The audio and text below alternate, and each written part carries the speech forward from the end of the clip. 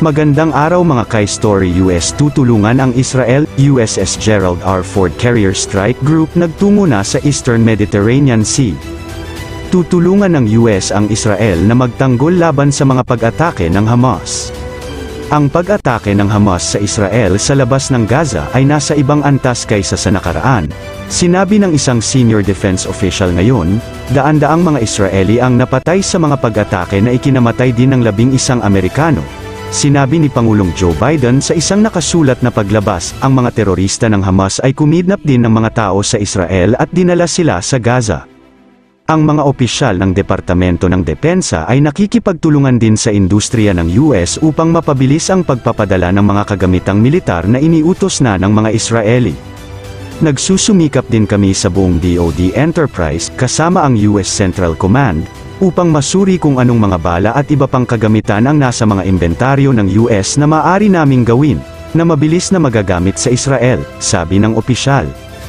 Pinalalakas din ng Estados Unidos ang presensya ng US sa rehiyon. Iniutos ni Austin ang USS Gerald R. Ford Carrier Strike Group sa Eastern Mediterranean Sea.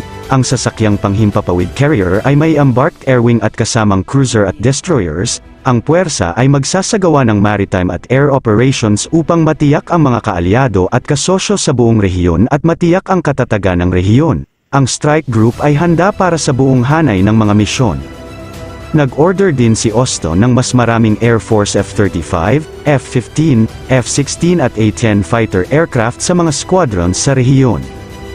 Ang mga pagtaas ng postura na ito ay nilayo na magsilbi bilang isang malinaw na pagpapakita sa mga gawa, at hindi lamang sa mga salita, ng suporta ng US para sa pagtatanggol ng Israel at nagsisilbing isang deterrent signal sa Iran, Lebanese Hezbollah, at anumang iba pang proxy sa buong rehiyon na maaaring isaalang-alang pagsasamantala sa kasalukuyang sitwasyon upang palakihin ang tunggalian.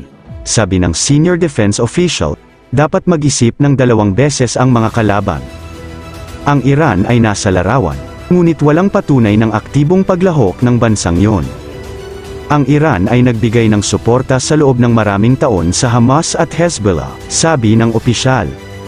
Matagal na naming tinalakay ang papel ng Iran sa isang pagsangkap, pagsasanay at pagbibigay ng gabay sa mga militanteng grupo. Hindi ako nagsasalita tungkol sa anumang partikular na katalinuhan dito, ngunit napakalinaw namin sa loob ng maraming taon tungkol sa papel ng Iran sa pag-uudyok ng kawalang tatag at pag-uudyok ng karahasan sa buong rehiyon. Hanggang dito na lang po, maraming salamat sa inyong lubos na panunood at pagtangkilik.